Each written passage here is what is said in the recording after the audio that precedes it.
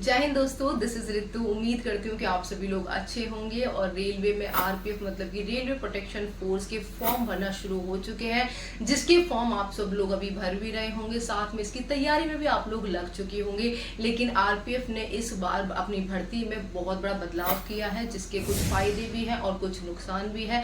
तो इसके बारे में आप लोगों को पूरी डिटेल में बताऊंगी, इसलिए आप लोग वीडियो को एंड तक जरूर देखना। और जो लोग चैनल पर पहली बार आए हैं, चैनल को सब्सक्राइब जरूर कर लें, ताकि आप लोगों को इन्फॉर्मेटिव चीजें इस चैनल के थ्रू मिल पाए। तो आरपीएफ की भर्ती में हर बार कंपटीशन ज्यादा रहता है, लेकिन इस बार आप लोगों का जो कंपटीशन है वो काफी हाई लेवल का रहने वाला है। उसकी कुछ वजह है, कुछ फैक्टर हैं, जिनके बारे में आप लोगों को बताऊंगी। उससे पहले मैं ये बता देती हूँ कि जो भी लोग आरपीएफ की तैयारी में लगे हुए हैं, तो जहां से भी वो अपनी प्रिपरेशन कर रहे हैं आरपीएफ की, तो उसमें आप लोगों को किरण पब्लिकेशन की ये बुक्स ऐड करनी जरूरी है, क्योंकि मैथ्स रीजनिंग की शॉर्ट पेपर बुक है, जिसमें आप लोगों को 1996 से लेकर अभी तक के 10,000 प्लस ऑब्जेक्टिव टाइप क्वेश्चन दे रखे हैं, जो कि आप लोगों की मैथ्स रीजनिंग की प्रैक्टिस में आप लोगों के लिए बहुत ज्यादा हेल्पफुल रहने वाले हैं। साथ में सामान्य ज्ञान की ये किरण पब्लिकेशन की बुक भी आप लोगों के लिए बहुत ज्यादा इंपॉर्टेंट है, जिसमें आप लोगों को वन लाइनर फैक्ट के साथ चीजें समझा रखी है, और जो इंपॉर्टेंट चीजें हैं तो उनको भी इसमें रेड मार्क किया हुआ है। तो यहाँ से आप लोग अपने जो जहां से आप तैयारी कर रहे हैं, तो उसमें ये बुक्स ऐड करके अपनी तैयारी को एक अच्छे लेवल पे लेकर जा सकते हैं। साथ में आप लोगों की जो प्रैक्टिस है, तो उसको भी आप लोगों को कोई अलग से बुक में करने की जरूरत नहीं पड़ेगी। जो सॉल्व पेपर है, तो वही आप लोगों की करंट जो प्रैक्टिस होगी, तो उसमें आप लोगों का बहुत ज्यादा इंप्रूवमेंट करेंगे। तो देखिए, सबसे पहले तो बात कर लेते हैं इस भर्ती का जो कंपटीशन रहने वाला है उसके बारे में। तो इस बार जो आप लोगों के चेंजेस आया है मेजर, तो वो आप लोगों का कंपटीशन लेवल का रहने वाला है। क्योंकि जो इससे पहले भर्ती आई थी 2018 में, जो इसकी वैकेंसी आई थी आरपीएफ की, तो उसमें आप लोगों की ग्रुप वाइज आप लोगों की वैकेंसी आई थी, जैसे कि A B C D E F। अब इसमें से जो डी ग्रुप है, तो उसकी जो आप लोगों की कट ऑफ जाती है वो सबसे ज्यादा हाई जाती है। इसका रीजन ये है कि जो वो आप लोगों का ग्रुप आता है डी, तो उसमें आप लोगों का दिल्ली चंडीगढ़ ये वाला जोन आप लोगों का आता है। इस वजह से यहाँ पर हमेशा हर बार कंपटीशन ज्यादा देखने को मिलता है। जैसा कि आप लोगों को स्क्रीन पर दिखाई दे रहा होगा, जो प्रीवियस भर्ती थी आरपीएफ की, तो उसमें आप लोगों की यूआर की जो 120 नंबर में से कट ऑफ गई थी फाइनल, तो वो आप लोगों की 117 नंबर गई थी। वहीं ओबीसी की कट ऑफ जो गई थी, तो वो आप लोगों की 120 में से 120 नंबर कट ऑफ गई थी, जो कि आप लोगों की फाइनल कट ऑफ थी। तो आप लोग देख सकते हैं कि उस टाइम इसका कंपटीशन कितना हाई था इस वाले ग्रुप का। उसके बाद सेकंड हाईएस्ट जो आप लोगों की कट ऑफ जाती है, जिसमें सबसे ज्यादा कंपटीशन रहता है, तो वो आप लोगों का एफ ग्रुप का रहता है, जिसमें टोटल वैकेंसी प्रीवियस ईयर में 666 थी, जिसमें आप लोगों की जो यूआर की कट ऑफ गई थी, तो वो आप लोगों की 93 गई थी आउट ऑफ 120। मैं आप लोगों को आरपीएसएफ के बारे में समझा देती हूँ कि ये क्या चीज है। तो देखिए, railway protection special force in लोगों को बोला जाता है। तो इनकी पोस्टिंग होती है, तो ये ऑल इंडिया कहीं पर भी आ सकती है। इनका कोई भी जोन या फिर आप लोगों का कोई भी ग्रुप इनका फिक्स नहीं होता, कोई भी एरिया इन लोगों का फिक्स नहीं होता है। और ये लोग अपने जो ऑल इंडिया रेलवे पुलिस है, तो उनके अकॉर्डिंग इनका काम होता है। जबकि जो दूसरे ग्रुप है, जैसे कि A B C D E, तो इनकी आप लोगों की पोस्टिंग फिक्स होती है, और इनका जो ट्रांसफर आता है, तो वो भी आप लोगों का जिस जोन से आप लोग फॉर्म फिल करते हैं, तो वहीं आप लोगों का ट्रांसफर आता है। बात कर लेते हैं 2024 में जो आरपीएफ कांस्टेबल और एसआई की जो वैकेंसी की डिटेल है, पहले मैं आप लोगों को वो बता देती हूँ। इस बार जो कांस्टेबल के टोटल पद आए हैं, तो वो आप सभी लोग जानते हैं कि 4208 पद आए हैं। वहीं आप लोगों के सब इंस्पेक्टर के 420 वैकेंसी आई हुई है, जिसमें आप लोगों की मेल कांस्टेबल हैं जो, तो वो आप लोगों की यूआर में वैकेंसी उन लोगों की 1450 है। वहीं ओबीसी में की जो टोटल वैकेंसी है, तो वो आप लोगों की 966 है। वही ईडब्ल्यूएस की जो टोटल वैकेंसी आई है कांस्टेबल मेल के लिए, तो वो आप लोगों की 357 है, और एससी की 536 और एसटी की 268 आप लोगों की वैकेंसी आई है। मतलब कि मेल कांस्टेबल की जो टोटल वैकेंसी आई है इन आरपीएफ, तो वो टोटल आप लोगों की 3577 आई है।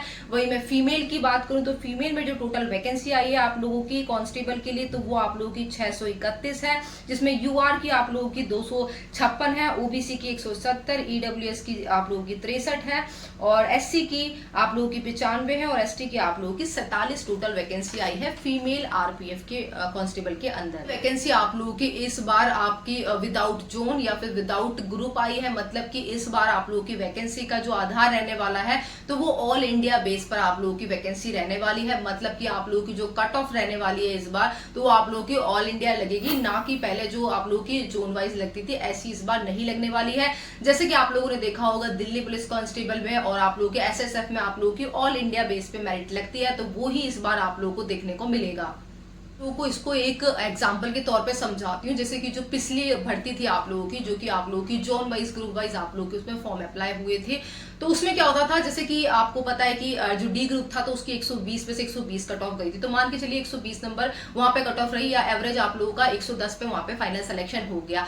तो इतनी हाई कट ऑफ क्यों गई? क्योंकि वहां पे कंपटीशन सबसे ज्यादा फॉर्म अप्लाई होते हैं, बच्चे यही चाहते हैं कि हमारी जो जॉब हो तो वो नियर बाय हमारे होम टाउन के आसपास हो, तो इसलिए वहां पे कंपटीशन ज्यादा हो जाता है। और एक ग्रुप ऐसा है जहां पे आप लोगों का जो कंपटीशन है तो वो आप लोगों का 70 नंबर पे वहां पे बच्चे का फाइनल मेरिट लिस्ट में नाम आ गया, उसकी फाइनल जॉब लगी। क्यों? क्योंकि वहां पे कंपटीशन कम था, कम लोगों ने अप्लाई किया, तो उस अकॉर्डिंग आप लोगों की 70 नंबर पे वहां पे बच्चों का फाइनल सिलेक्शन हो गया।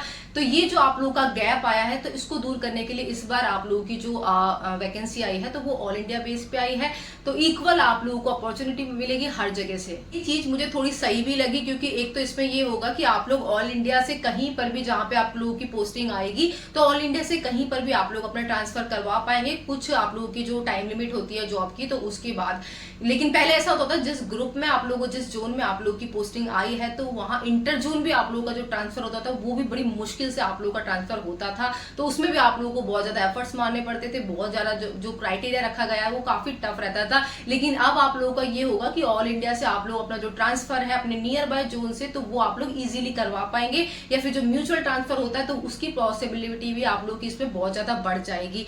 और रही बात आप लोगों की ये जो वैकेंसी हो जाएगी आरपीएफ, तो वो आप लोगों की आरपीएसएफ की तरह काम करेगी। जैसे कि जो मैंने बताया स्पेशल आप लोगों की फोर्स होती है जिसकी पोस्टिंग आप लोगों की ऑल इंडिया होती है, तो उनकी तरह अब आरपीएफ का काम हो जाएगा, ऑल इंडिया आप लोगों की हर जगह पोस्टिंग होगी। तो ये आप लोगों के लिए थोड़ा सा बेनिफिट वाला काम है, लोगों को अपनी तैयारी को मन लगा के करना है। और रही बात आप लोगों की एग्जाम सेंटर की, तो उसको लेकर आप लोगों को बिल्कुल भी चिंता करने की जरूरत नहीं है, क्योंकि इस बार आप लोगों के जो एग्जाम होंगे तो वो आप लोगों की सिटी में ही होंगे। ऐसा नहीं कि अगर आप लोग यूपी से बिलोंग करते हैं तो आप लोगों का जो एग्जाम सेंटर आएगा उसके लिए आप लोग को गुजरात अहमदाबाद जाना पड़ रहा है, या फिर राजस्थान वालों को बैंगलोर जाना पड़ रहा है साउथ में। ऐसा आप लोगों के साथ बिल्कुल भी नहीं होगा।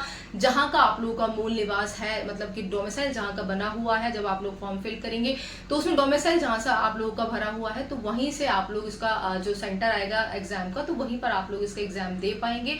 एग्जाम सिटी आप लोग के नियर बाय 200 किलोमीटर के अंडर में ही रहने वाली है, तो अपनी तैयारी को आप अच्छी तरीके से करिए। बाकी मेरी तरफ से जो हेल्प आप लोगों के लिए होगी मैं वो पूरी करूंगी। देखिए जो लास्ट ईयर की जो भर्ती थी उसमें मेरा फिजिकल तो क्लियर नहीं हो पाया था, लेकिन मैं इसका फिजिकल जरूर देने गई थी कपूरथला, जब मेरा इसका फिजिकल था आरपीएफ कांस्टेबल का। तो इसकी तैयारी मैंने किस अकॉर्डिंग करी थी, मुझे इसका एग्जाम किस अकॉर्डिंग मैंने क्लियर किया था, कैसे मैंने स्ट्रेटेजी रखी थी लास्ट के 2.5-3 महीनों में, तो मैं आप लोगों को इसके बारे में पूरा स्टडी प्लान अपना अच्छी तरीके से बताऊंगी। तो उसके लिए आप लोगों को नेक्स्ट वीडियो का वेट करना पड़ेगा। बहुत जल्द मैं आप लोगों को जैसे ही थोड़ा सा टाइम मिलता है मैं आप लोगों को वीडियो प्रोवाइड करवा दूंगी, ताकि उसको आप लोग उस जो मैं आपको बताऊंगी स्ट्रेटेजी उसको थोड़ा सा माइंड में रख के अगर आप लोग अपनी प्रिपरेशन करेंगे तो डेफिनेटली आप लोग आरपीएफ कांस्टेबल और एसआई में सेलेक्ट जरूर हो जाएंगे। लेकिन रिगार्डिंग जिन भी लोगों को कुछ भी छोटा मोटा डाउट है तो आप लोग मुझे इंस्टाग्राम आईडी पे फॉलो कर ले, वहां पर आप लोगों को जो भी मुझसे पूछना है मैं सभी लोगों की रिप्लाई करती हूँ, चाहे मेडिकल हो, चाहे फिजिकल से रिलेटेड हो, चाहे कोई सी भी वैकेंसी हो तो उससे रिलेटेड आप लोग मुझसे वहाँ पे क्वेरी कर सकते हैं। साथ में जो मेरे टेलीग्राम चैनल है उसको भी जरूर ज्वाइन कर ले, दोनों का लिंक मैं आप लोगों को प्रोवाइड करवा दूंगी, कमेंट बॉक्स में पिन करवा दूंगी। बाकी मिलते हैं नेक्स्ट वीडियो में, तब तक के लिए जय हिंद।